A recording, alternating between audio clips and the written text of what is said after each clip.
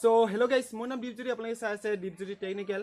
তো বন্ধুসকল কাইলৈ Xiaomi ফাইনালি নতুনকৈ এটা স্মাৰ্টফোন লঞ্চ কৰিব Redmi Go নামেৰে।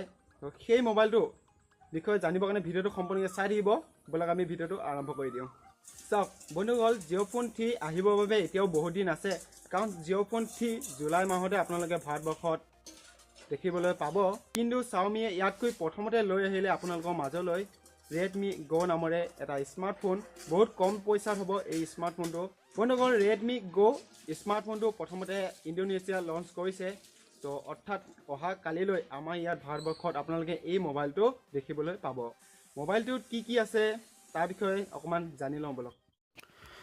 বন্ধুসকল মোবাইলটোত আপোনালোকে এণ্ড্ৰইড Go দেখি পাব, আৰু এণ্ড্ৰইড Goটো বনাইছিল কম ৰেমৰ স্মাৰ্টফোনৰ বাবে, যেনেকৈ 1GB ৰেম বা 500 MB ৰেম থকা স্মাৰ্টফোনৰ বাবে।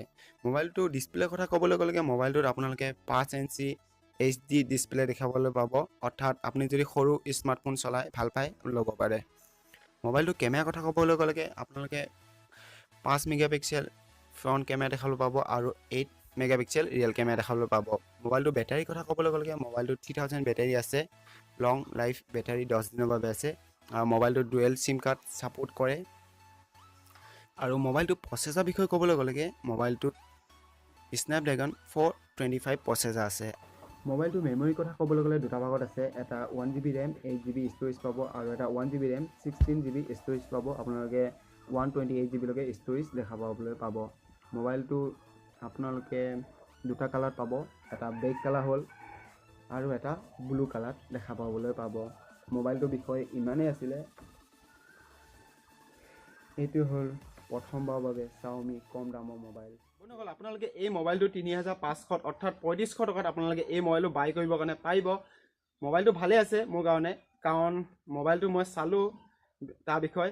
তো মোবাইলটো যিমানখিনি ৰেট দিছে তো ভাল, যিমানবিলাক দিছে মোবাইলটোত ভালেই দিছে বস্তুবিলাক।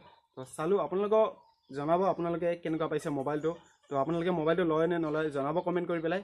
আপোনালোকে কাইলৈ বা দুদিনমান ৱেইট কৰি থাকক, মোবাইলটো আপোনালোকে পাই যাব ফ্লিপকাৰ্ট বা এমাজনত। যদি আহি যায় মই কৈ দিম বাৰু।